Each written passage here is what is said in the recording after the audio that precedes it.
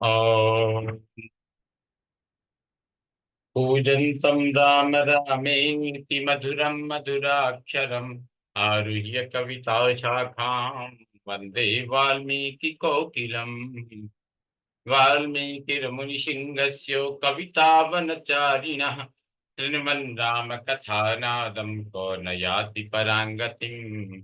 यः पिबन् सततं रामचरितामृतसागरम् अतृप्तस्तं मुनिं वन्दे व्राजेतसमकल्मषम्। गोष्पदीकृतवारीशं मसकीकृतराक्षसं रामायण महामाला रत्नं वन्दे नीलात्मजम्। अञ्जनानन्दनं वीरं जानकी शोकनाशनं कपीशमक्षहन्तारं वन्दे लङ्काभयङ्करम्। भवतां समेषां श्रीमद् वाल्मीकि रामायण पारायणोपक्रमे हार्दम् अभिनन्दनं स्वागतं च। इदानीं बालकांडस्य पंचविंशः सर्गः आरभ्यते। इस सर्ग में श्री राम के पूछने पर विश्वामित्र जी का उनसे ताटका की उत्पत्ति, विवाह एवं साप आदि का प्रसंग सुनाकर उन्हें ताटका वध के लिए प्रेरित करना। अथ अथ तस्याप्रमेयस्य मुनेर्वचनमुत्तमम् श्रुत्वा पुरुषशार्दूलो प्रत्युवाच शुभां गिरम्। अपरिमित प्रभावशाली विश्वामित्र मुनि का यह उत्तम वचन सुनकर पुरुष सिंह श्री राम ने यह बात कही।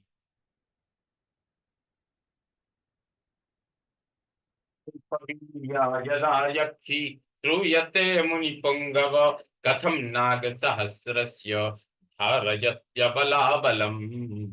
मुनि श्रेष्ठ, जब वह यक्षिणी एक अबला सुनी जाती है तब तो उसकी शक्ति थोड़ी ही होनी चाहिए, फिर वह 1000 हाथियों का बल कैसे धारण करती है। इत्युक्तं वचनं श्रुत्वा राघवस्यामितौ यशः हर्षयन् लक्ष्मण हर्षयन् लक्ष्मया वाचा सलक्ष्मण मरिन्दमम्। विश्वामित्रो ब्रवीद्वाक्यं शृणुयेन बलोत्कटा वरदान कृतं वीर्यं धारयत्यबलाबलम्। अमित तेजस्वी श्री रघुनाथ के कहे हुए इस वचन को सुनकर विश्वामित्र जी अपनी मधुर वाणी द्वारा लक्ष्मण सहित शत्रुदमन श्री राम को हर्ष प्रदान करते हुए बोले, रघुनंदन, जिस कारण से ताटका अधिक बलशालिनी हो गई है वह बताता हूं, सुनो। उसमें वरदान जनित बल का उदय हुआ है, अतः वह अबला होकर भी बल धारण करती है, सबला हो गई है। पूर्वमासीन महायक्ष सुकेतुर्नाम वीर्यवान अनपत्यस्तु भाचार सचते पे महत्तपः। पूर्व काल की बात है। सुकेतु नाम से प्रसिद्ध एक महान यक्ष थे। वे बड़े पराक्रमी और सदाचारी थे, परंतु उन्हें कोई संतान नहीं थी। इसलिए उन्होंने बड़ी भारी तपस्या की। पितामहस्तु सुप्रीतस्तस्य यक्ष तपेस्तदा कन्या रत्नम ददौ राम ताटकाम नाम नामतः। श्री राम, यक्षराज सुकेतु की उस तपस्या से ब्रह्मा जी को बड़ी प्रसन्नता हुई। उन्होंने सुकेतु को एक कन्या रत्न प्रदान किया जिसका नाम ताटका रखा। ददौ नाग सहस्रस्य बलम चास्याः पितामह न त्वेव पुत्रम यक्षाय ददौ चासौ महायशाः। ब्रह्मा जी ने ही उस कन्या को 1000 हाथियों के समान बल दे दिया, परंतु उस महायशस्वी पितामह ने परंतु उन महायशस्वी पितामह ने उस यक्ष को पुत्र नहीं दिया। उसके संकल्प के अनुसार पुत्र प्राप्त हो जाने पर उसके द्वारा जनता का अत्यधिक उत्पीड़न होता, यही सोचकर ब्रह्मा जी ने पुत्र नहीं दिया। ताम तु बालाम विवर्धन्तीं रूप यौवनशालिनीं जम्भपुत्राय सुंदाय ददौ भार्यां यशस्विनीं। धीरे धीरे वह यक्ष बालिका यक्षिणी बालिका बढ़ने लगी और बढ़कर रूप यौवन से सुशोभित होने लगी। उस अवस्था में सुकेतु ने अपनी उस यशस्विनी कन्या को जम्बपुत्र सुंद के हाथ में उसकी पत्नी के रूप में दे दिया।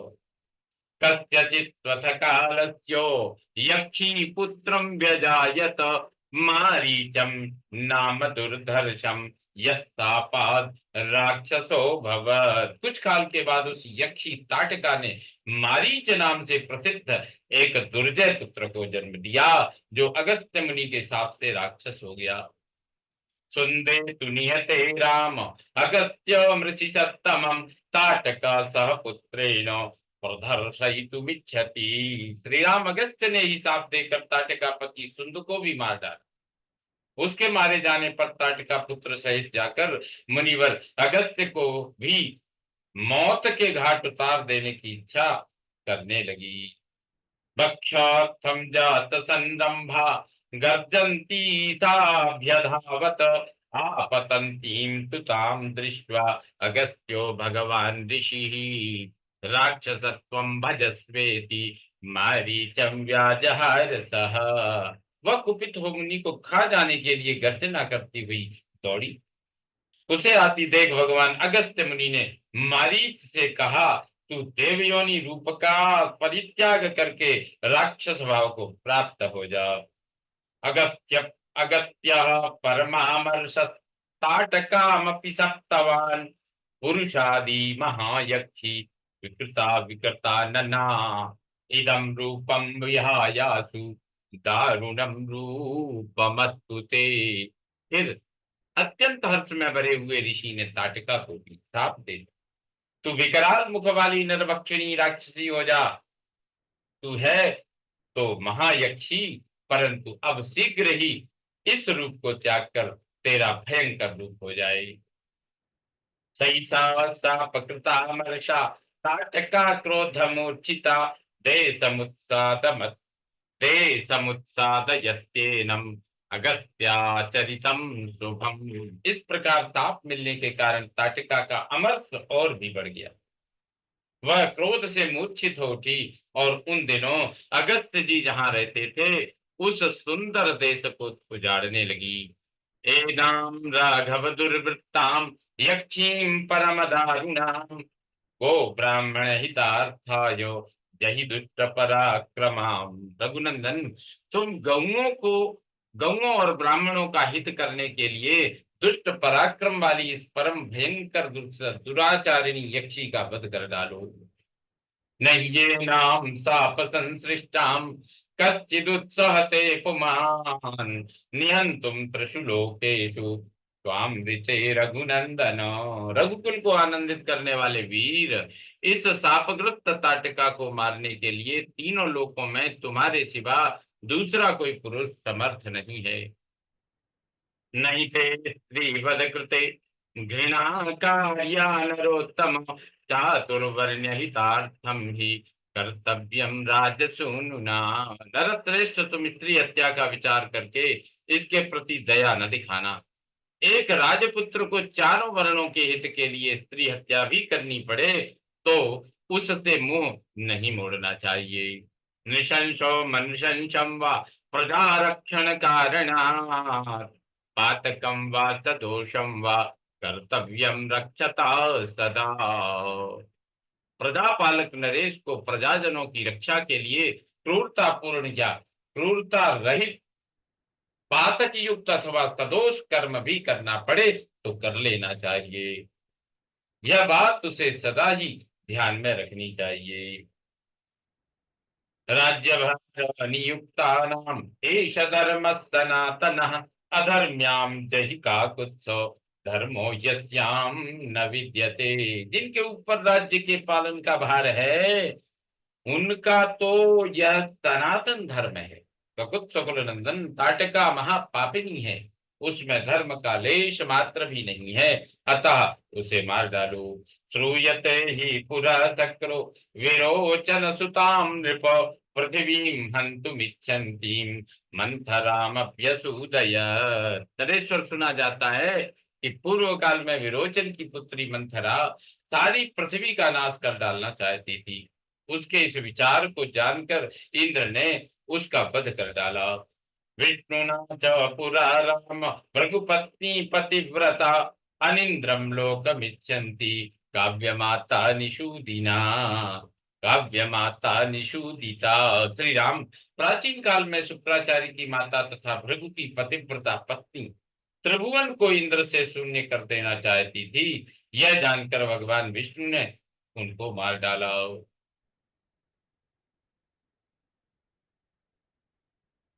एतैश्चान्यैश्च बहुभिः राजपुत्रैर्महात्मभिः अधर्मसहिता नार्यो हता पुरुषसत्तमयी तस्मादेनां घृणां त्यक्त्वा जहिमच्छासनान् नृप।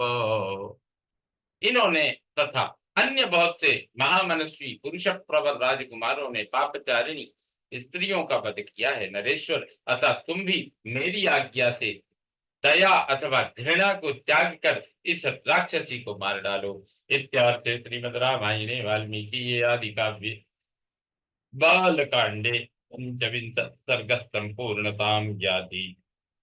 ओम पूर्णमद पूर्णमिदं पूर्णात् पूर्णमुदच्यते पूर्णस्य पूर्णमादाय पूर्णमेवावशिष्यते। ओम शांति शांति शांति। सर्वे भवन्तु सुखिनः सर्वे सन्तु निरामया सर्वे भद्राणि पश्यन्तु मा कश्चित् दुःखभाग् भवेत्। ओम शांति शांति शांति। श्री रामचंद्रो विजयते तराम।